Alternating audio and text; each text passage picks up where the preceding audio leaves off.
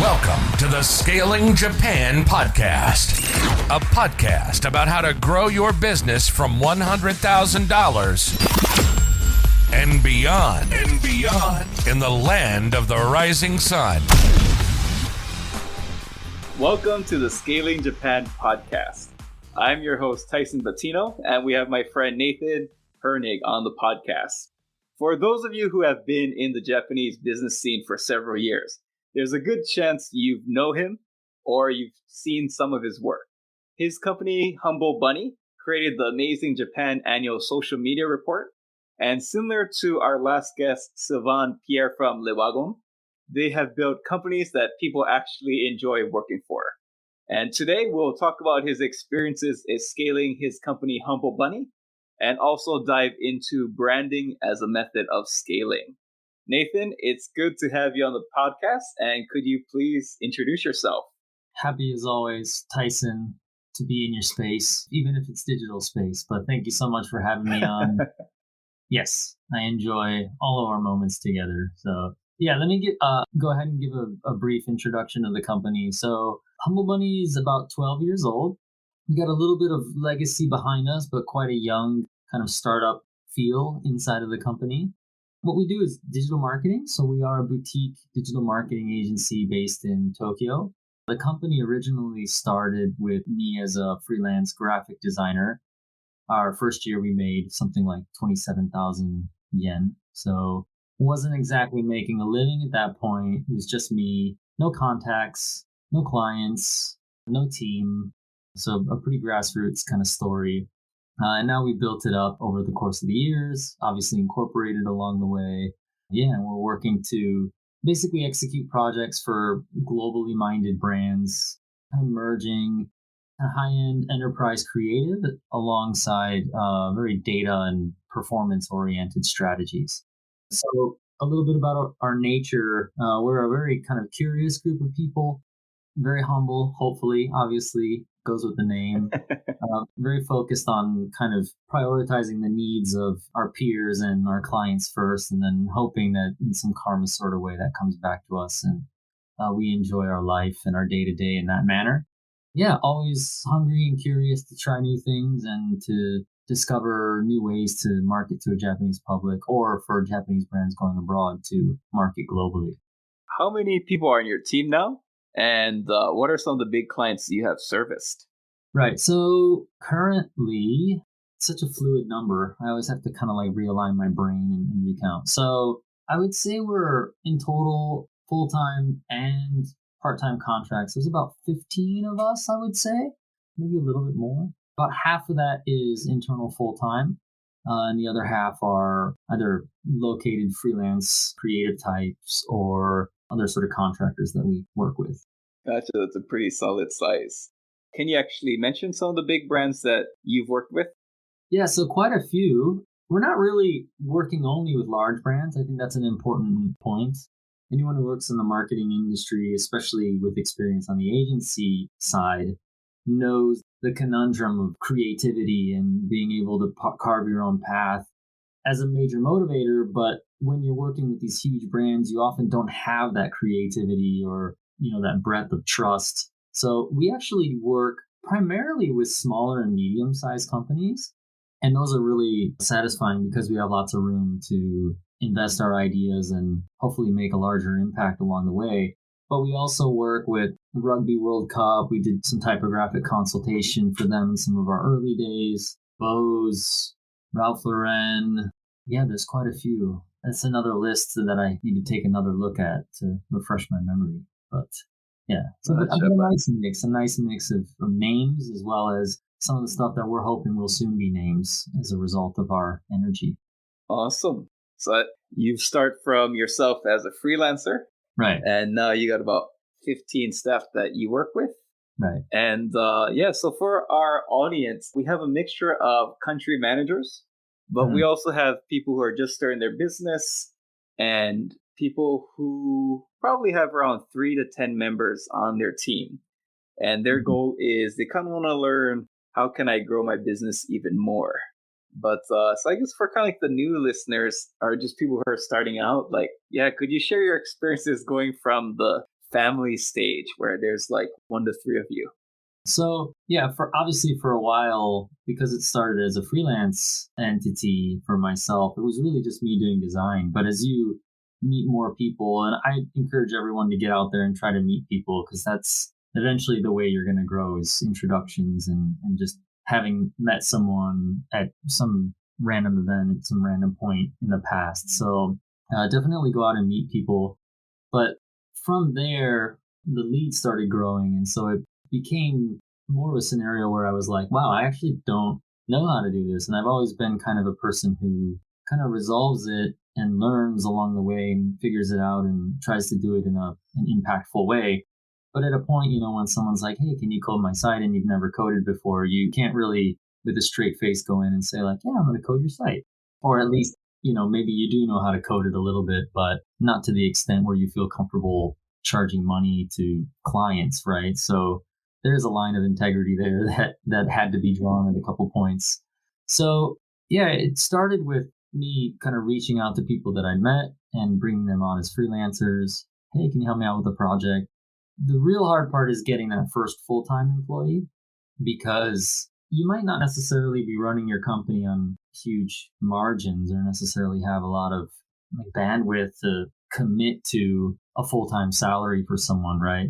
So there's quite a bit of anxiety that comes with that. So if you are starting kind of more in a grassroots way like we did, definitely go out there and do more work than you should generally be able to do so that you can increase your billings, save up some money, and then try to find the right person, the right skill set at the right price to get you that first step into the full-time team door, if you will.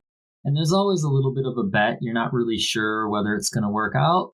So you just have to use your gut and try to find someone who you really feel just kind of aligns with you and has a great personality underneath it all. It is those first individuals that really set the stage of growth. So you do have to select them carefully and, yeah, at a good cost. You're obviously not going to hire your person through one of these top dog recruiters that are charging you, at least in Japan, like 40% of salary or maybe some minimum like, 1.5 million yen. In dollar terms, $15,000, $20,000 just to hire someone. So yeah, it's definitely the hardest is that first. But after you get the first person and you build contracts and work around that person in, a balance sheet sort of driven way, then it becomes easier to grow your cash and your revenue, your net profit and all that sort of thing. And it gets easier thereafter for sure. Yeah, I think you made a lot of good points that, that first person you hire, or even like this, they're the ones who are going to drive the culture.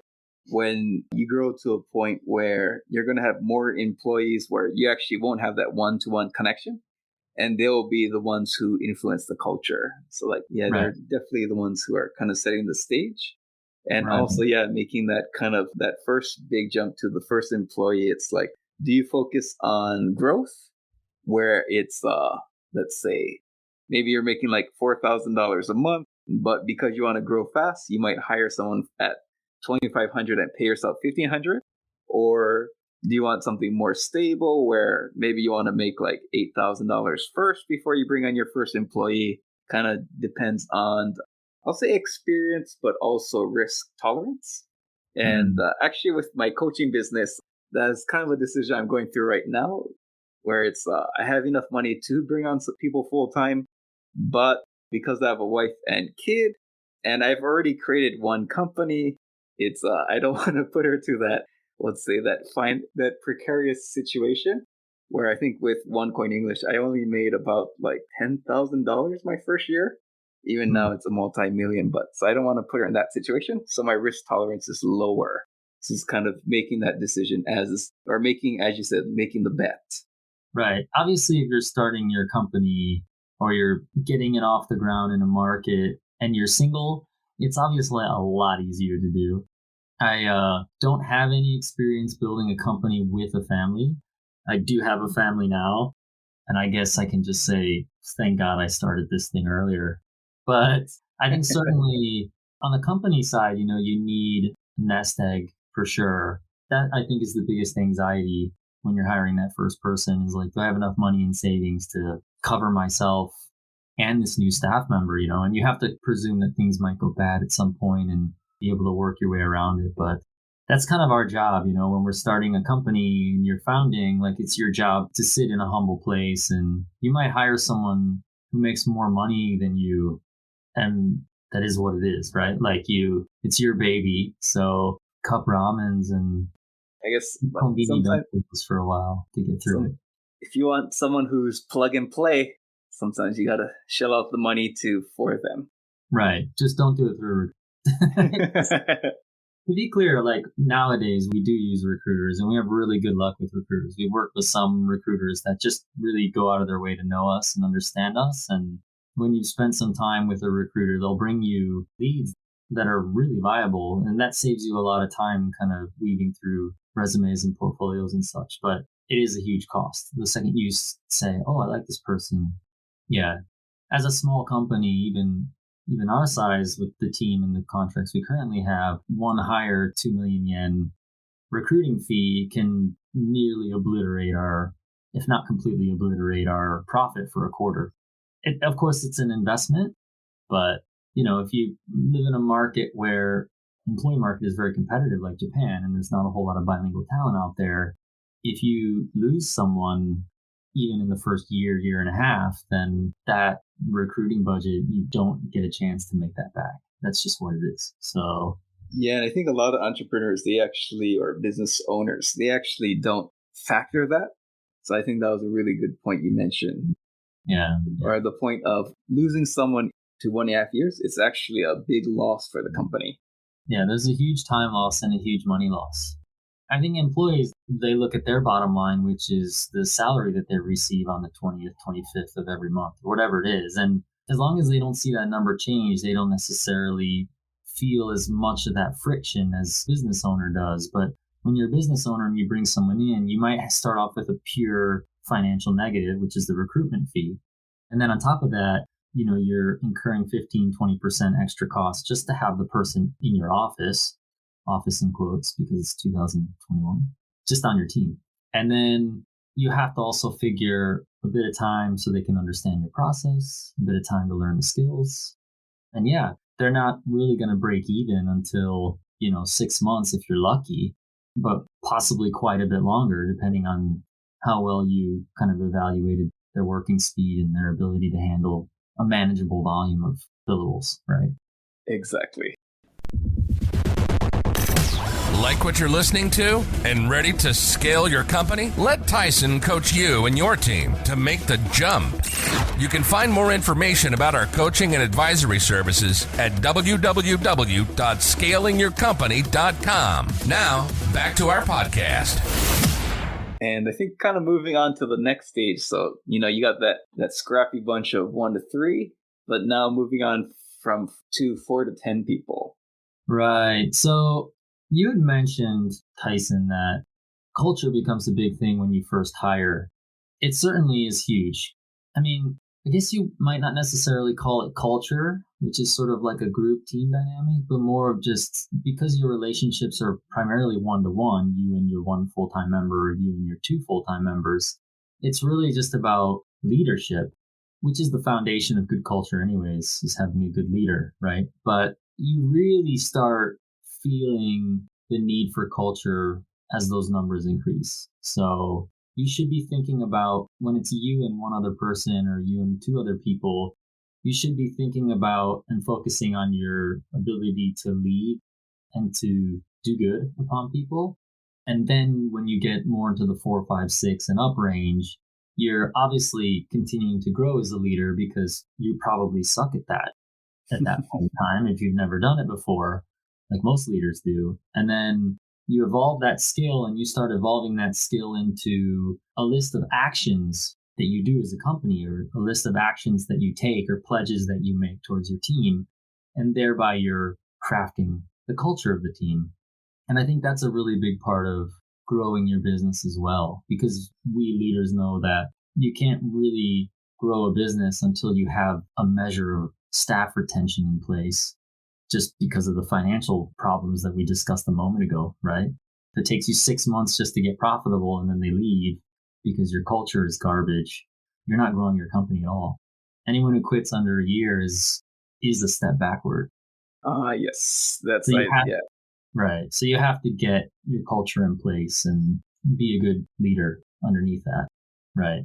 And as they say, it's people don't quit jobs, they quit managers. Oh, I was gonna say, that pretty much applies for 70 to 80% of cases. Right.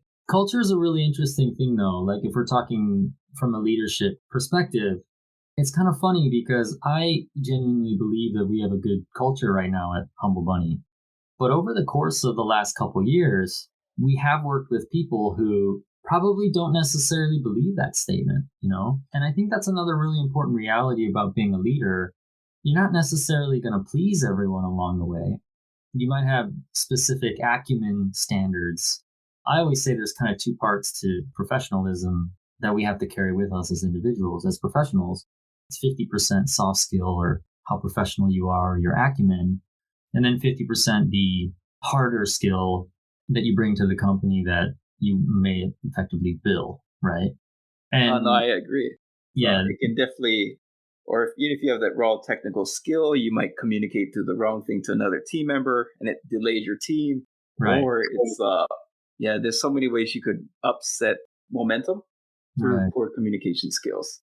The most important element is the acumen and the soft skill. Obviously, to some measure, people need to learn at a relatively quick pace.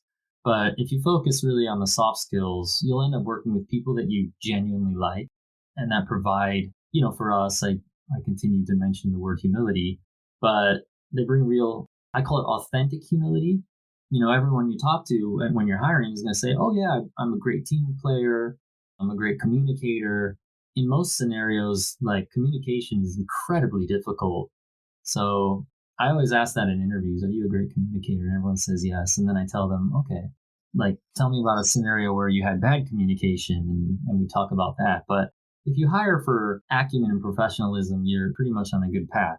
But you're still going to, just coming back to what we were saying a moment ago, you're still along the way going to hire people and bring people in and work with people that even though you feel like you've got a good culture, and some of the more major stakeholders or major team members will also hopefully agree with you that you've got a great culture, you're still going to hire people and work with people who have a negative experience and they're going to leave with a different story, which is that just like in our case, let's say Humble Bunny's culture is terrible. So I think you, as a leader, you need to understand that you're not necessarily going to please everyone. You might come and bring people in that aren't working at the acumen and professionalism level that you want. And your job as a leader is just to directly and concisely communicate that with examples, but being respectful along the way and showing intent to try to improve. There's a lot of emotional management that you need when you do that sort of thing. But you're also going to run into people who, might say they have a specific skill set. And then when you put them into place, they don't have the skill set. And that's going to create friction as well. And they might develop a little bit different of a viewpoint of your culture as well as a result of those interactions. And so focus on having a really strong culture with the people that you want to work with and be surrounded by. And be prepared to lose a few of those battles along the way, I think is really important. Yeah, I think you highlighted. I think if you haven't experienced it, it's probably hard to visualize, but Nathan mentioned that someone was doing very well, but you gave them something that was out of their skill set and they kind of broke down, and that kind of gave them kind of like a, let's say, not false sense, but like their interpretation of what the culture kind of became negative is actually something that can happen. And if you do give someone something that's outside of their competencies, it's actually really challenging because when you work with someone for the first time, you don't know really how their ability to deal with uncertainty. Right. And there's coming out of Corona, there's a lot of uncertainty too. There's a lot of kind of like mental, I think everyone in some way or in some definition or another is kind of have some mental, just kind of like anxiety, even myself as a leader feeling anxious about definitely not feeling as close to the people on your team because you're not there with them. And when we started coming back once a week, which is our full-time contract is once a week, every Wednesday, it's interesting just how different it all is, how much just genuinely warmer the relationships become. And, we've got people on our team who are very human oriented, very group oriented. And then we have conversations and they're like, hey, I'd rather be full remote. And I have to go back and be like, you're not a full remote kind of person though. Like, this is my observation, like that you thrive in relationships. But yeah, you don't want to go to the office because it's Mendokside or something like that, right? As a leader, sometimes you have to have kind of those goggles on. And just because someone says they want something, it might not necessarily be the best for your relationship. And that is the pressure and the inflexibility that you sometimes have to apply as a leader, right? But you also have to be a good listener to them as well, right? Yeah, I think that's a hard thing to communicate, I think, just through a podcast. But you didn't get what Nathan said. I would recommend you listen to this part again, because there's some deep, hard-earned wisdom in that. Yeah, you'll know it when you taste it, that sort of thing. Like leaders who haven't experienced that yet, then the moment they do, they're like, oh, there it is, right?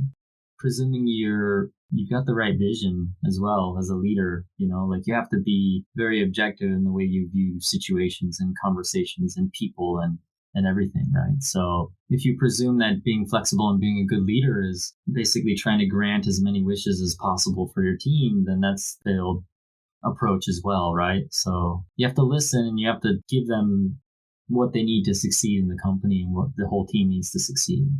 Sometimes it's not necessarily what they ask for. If someone asks for something and you accept it and it turns out that's not what they wanted, it's actually on you, the leader, not the person. Right. You'd be really surprised at how many people really just don't know quite exactly what they're looking for. I think everyone's got a feel for what they're looking for, but can't necessarily pinpoint the exact company rule, guideline, process, initiative that's going to facilitate that. And so you are often acting as a translator in that as well, right? So pretty much. And sometimes people just need help untangling the cobwebs of thoughts in their mind. Right. Because there's so many thoughts that are convoluted together that, let's say, things that actually aren't related sometimes get mixed in together. Yeah. Because when there's too much buildup of thought cobwebs. Yeah, we've had some of that as well. I think probably we should not get into that for the sake of the scope of this one. Maybe we do another one in the future just about leading people and managing people or something like that, right? Maybe when I get a few more years of practice under my belt. I will just say for the audience out there, I actually spend 30 minutes a week with my managers just untangling the cobwebs in their mind. And the reason is I don't want to get surprised by something random. So I like to kind of figure out what they're thinking about, helping them process it. So there's nothing surprising. That's a really good idea. We very recently started doing that as well. So that's another thing. When you're smaller, you'll find that most of the people on your internal team, you'll start with maybe kind of more of a specialist or execution sort of level. But then as they get stronger and they kind of get a better feeling for everything that the company's doing, you promote them to managers, and then you need to kind of support them living into those positions. And part of that is just what Tyson said, is we don't do weekly, we do monthly. We do bi-weekly, and then we're possibly going to shift that to monthly in the future. But we have to see if monthly is actually going to be a good enough cadence. It might not be enough, but good advice from Tyson. I think when we were talking earlier, you also mentioned about mid-level employees. And could you elaborate more on that, in the 4 to 10 employee range? So when you're any company, any size company, any team's always the big conversation point. But when you're small, each individual of the team kind of needs to float their own boat, if you will, to support their own weight in terms of contributing to the company. So you hear everyone talk about the Pareto principle. You can't really afford, 20% of your team doing 80% of the work when you're small. You need a much more moderated middle balance of that, at least. So when you are young, I definitely recommend seeing if you can find mid-level individuals who, maybe are more growth and learning and being part of something driven than they are salary driven. And generally, you can kind of understand who those individuals are when you're interviewing them. 9 out of 10 people will say that they're more focused on the opportunity. But if they're actively interviewing and you offer them something that they might say is their minimum level or maybe a little bit above that or whatever it is, and they get an offer for a little bit more and they go and take that offer, then you learn a little bit about it. We've had a few instances where we made offers above their minimums, but they had offers from other places. And I said to them, what was the motivation for going there? And they said, in a lot of scenarios, they say, well, to be honest, I was more interested in the work definitions and the culture and the flexibility of Humble Bunny, but they're just offering a little bit more money. So yeah, I mean, you will have people who go off towards the money or go off towards a bigger name. It's a really common one with Japanese staff. But get mid-level people in. It reduces a lot of stress on the acumen and professionalism side, because you understand that you don't necessarily have to teach people as much on how to be on time for something simple like a meeting. I saw this list on LinkedIn or something that was like all the things that take absolutely no talent. And it was just this long list of things that like don't require you to be talented. They just require you to be organized and self-controlled. And so that list, like if you're hiring mid, you don't have to worry about that list as much as the main thing, right? Like, yeah, and I think I mean, if you're a company who's like top heavy and bottom heavy, it's the top is so busy pulling the bottom that it cannot function fully. So the best idea is to get a company that's mid heavy. And if you're heavy in the middle, if you can think of it kind of like a balancing beam, you have a perfect balance if your mid level is strong, because let's say the mid level takes care of the bottom and that allows the top to really focus what they're best on. Right. But otherwise you're off balance and you may, let's say, collapse. What is that? Is that a metaphor or is that an analogy? I always mess those up. I feel like I need to go back to high school. Yeah, good I forgot analogy. which one, but I made it up right now.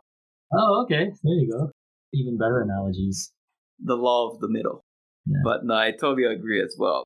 Yeah, like once you get the middle, as a leader, you don't have to spend your time training people. You can really focus your time on strategy or focus on the things that really have a big impact on the business. Right. And you don't need to be, let's call it, heavy in the middle from the beginning. And you probably won't be. You'll need some time to kind of scale some team members in. And then it becomes even more important to have great culture because they'll be motivated to stay. But your team is also motivated by opportunities and challenges to grow. And so giving them the opportunity to be more leader oriented is also a cultural thing, I agree. Because I think, when with OneCoin English, I reached to a director level. So you have, let's say, entry, you have manager, you have upper manager, then you have director. So in my case, I would have to bring in a mid-level manager because that's what I like operating in. But, with my coaching, a lot of my clients, they're first-time founders. So I think if you are a first-time founder and even like the early stage, like 3 to 4, 5 employees, and you hire mid-level, they might actually be more experienced than you. And it's good to work with someone like I actually am helping multiple clients with working with someone more senior than them because there's just too many things to learn. Yeah, sounds awesome. I would love to have someone more senior, someone who's kind of done similar work in the past and come in and kind of take over certain elements, and then I can focus on other elements of the business, right? One of our team members, he's always saying, you're too much in the business. You need to work more on the business. And so fortunately now with our team growing, we've got good framework and in place basically to hopefully do that more. But yeah, if you've got good people, you need to really utilize them and give them the freedom. Awesome. So I think probably maybe the next time, let's say growing from, I think 15 to I think, going 30. Sounds really exciting. Right. Humble Bunny is kind of like, we're focused on growth, but we also are very serious about like being present and being in the moment. And, I think too many businesses are worried about hitting some absolutely insane target in year one. And I say, if you can't enjoy the journey along the way, like, why do it really?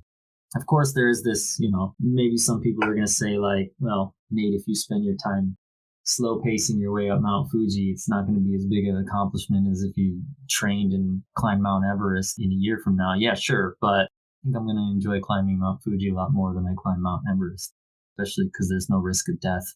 So, well, there's some risk, but yeah. So actually, I don't think we have enough time to jump into branding. I did want to ask you, this one, it's, I guess some personal learnings, I think, maybe in 2021. Is Some there any, personal learnings. yeah, was there any big personal learnings as a Um, leader? Certainly. I think the biggest learning in 2021 was really probably just coming off of Corona and getting this deeper understanding for what it means to be a team in terms of like embracing the humanity of each other and being together and resolving things together, and how absolutely crucial that is for business.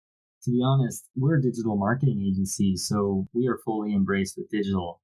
But I don't know how full remote teams retain the relationships that really make being part of a team worth it. I think like there was a lot of impatience that brewed in our team. In Japanese, they say yoyu, which is room in your heart to accept issues and problems without letting them kind of fester and become more stressful or emotional for you. But you know, when you're with each other and you're having lunch together and you're doing those sorts of things together, you get a much better opportunity to kind of embrace the humanity and work together and overcome problems. And I think that was probably the biggest learning coming out of Corona, really. But kind of focusing on the emotional and mental aspects of your team, kind of being able to see where people are having trouble or seeing where issues are arising and then being able to resolve those, I think is really important. Because I think, yeah, when you work remote, you can't see those changes in Mhm. people's demeanor or Right, their emotions, their, motivation. So right. I think it's interesting how most people would never want to do a long distance relationship, but they're very keen to working remotely. Yeah, that's what I was referencing just earlier, right? Similar scenario where, yeah. I think also one of the really positives, some of the best performers on our team and the people who are really enjoying their time at Humble Bunny are the people that know what their destination or what their path is. And so I think that's another thing that I learned this year is that having people who are confident in a path and where they want to go and what they want to learn and where they want to be a few years from now, you get a level of self motivation from those sorts of people. And what they tend to do is they tend to creatively craft their project work into a positive for their career path, which is really great for a company because you don't need to, let's say, take full responsibility for their motivation. Obviously, you need to be supporting their motivation and motivating other aspects of the way they work and what they're doing, but you need to take it all on. And so I think when you're working with people, if you can hire someone in who knows their path, that's absolutely amazing. But if you're not able to necessarily find that person, but you think you found someone truly genuine and you want to bring them in, then just spend time working with them on what their direction is going to be. Give them activities, talk to them openly to see if they enjoyed it, what they didn't enjoy, and try to kind of help them understand where they're wanting to go. The conversations alone and the fact that you care will motivate them, but them also reaching that destination of understanding their own motivation is also going to be that's the critical mass point, where they will move forward more ambitiously and independently thereafter, right? So that's something else I think if you can figure out a way to embrace that and help people find their path, you'll find that it's also a lot easier to run your company. That is some excellent advice. And now we've kind of reaching time, but I guess two things like, are you hiring for any positions at the moment? And two, where can people find you? Right. So we're always hiring. The biggest challenge for us right now has been we're in this amazing space where demand of services has not been a problem for us in the last few years, but we do not have the resources for that, which are people. So if you are authentically humble and you're motivated and you want to learn more about digital marketing and branding and helping businesses succeed, we'd be really happy to have your resume. I would say shoot us an email at inquisitive@humblebunny.com. You can also go to our website, humblebunny.com, and fill in the form there. And then there's no upload, but we'll chase you up for the resume and portfolio. Primarily looking for Japanese native. So people born and raised in Japan who can kind of make larger brand related social decisions for customers that will sit right to the Japanese consumer. But if you're non-Japanese as well and you're just excited about the prospect, we are a 50-50 team, half Japanese, half non-Japanese. So very happy to receive your resume as well. As far as me, you can find me, Nathan Hoernig, on LinkedIn. And we'll have a link to Humble Bunny and also your LinkedIn profile in the show notes. Perfect. Yeah. Definitely will want to have you on the podcast again. And thank you so much for coming. Thanks so much, Tyson. And as mentioned, if you are a business owner who is generating over 100,000 US revenue a year and up to I would say 3 to 5 million annual revenue, I would highly recommend my coaching and advisory services to help you scale your marketing, operations, recruiting, and overall management of your team. Thank you for listening, and I hope this has been a big help. And you can find more podcasts at scalingyourcompany.com/podcasts. Take it easy.